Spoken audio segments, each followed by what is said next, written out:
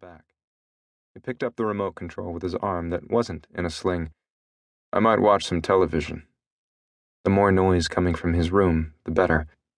He punched the on button and the TV flickered to CNN, the channel Landers, the day guard, preferred. It was a good thing Landers wasn't here tonight. He hung out in the room with Reid a lot so that he could watch TV. Vasquez, on the other hand, only entered the room to accompany the hospital staff. The rest of the time he stood watch outside the door. "Don't stay up too late," Nadine advised. "You need your rest." He nodded, training his gaze on the TV as if he cared about what was happening in the rest of the world. Footage of a vaguely familiar female dressed in a boring gray suit rolled across the screen. An inside White House source reports that the first daughter has been missing for over 24 hours, ever since Wednesday afternoon following a luncheon with the Ladies' Literacy League in Fort Worth, Texas, where she delivered a speech on the... Nadine tisked. "Can you believe it? Someone abducted the president's daughter. What's the world coming to?" He shook his head as if this was indeed something he gave a fuck about. "She probably took off for the weekend to Padre Island," Vasquez grumbled. "Meanwhile, every law enforcement agency in the state is on full alert, wasting time and taxpayers' money searching for her." The timing couldn't have been better, as far as Reid was concerned. Deep satisfaction pumped through his veins, mingling with the swelling adrenaline.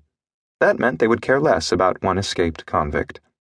He didn't bother pointing out that the dark-haired female, who looked anywhere between the ages of 20 and 40, was the least likely candidate for a wild weekend at Padre.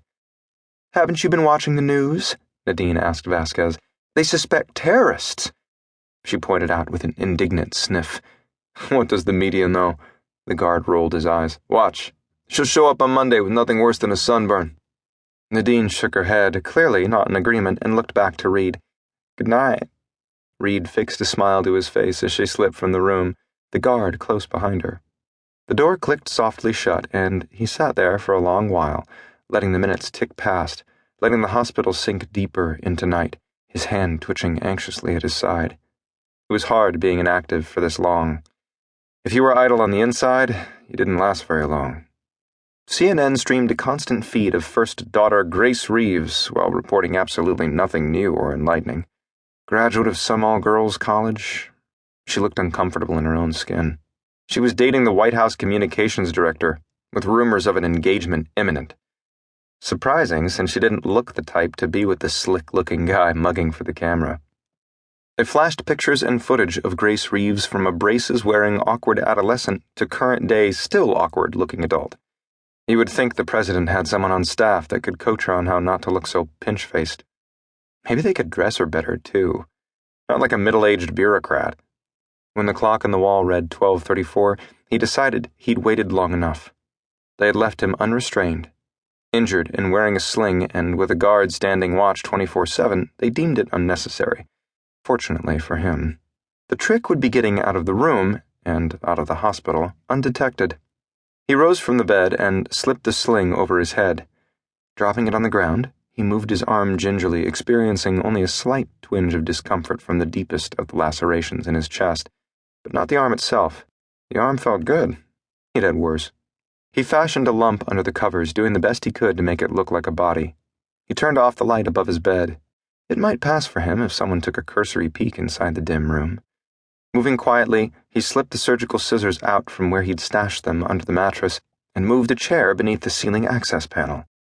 A draft crept through the back slit of his hospital gown as he climbed up on the chair and lifted his arms, working two of the tiny screws loose in the panel. It swung down soundlessly. Sucking in a breath, he pulled himself up through the panel, grunting at the strain in his still sore muscles.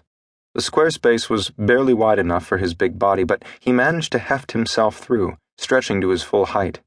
Above his room, the space was dark and crowded with conduit pipes and hot water valves. He hunkered and ducked his head, walking on pipes, carefully choosing his steps so he didn't crash through the sheetrock. Light trickled in from another access panel ahead. Reid peered down between the slats, identifying the hallway outside his room. He kept going, looking through the square metal panels, until he finally came to one that overlooked a break room. He listened to the rumble of voices below and glimpsed the top of one man's balding head as he changed shirts. "See you tomorrow, Frank." A locker slammed shut. "Tell your wife to make some of those cookies again." "They're supposed to be for me," Frank complained. "I'm doing you a favor."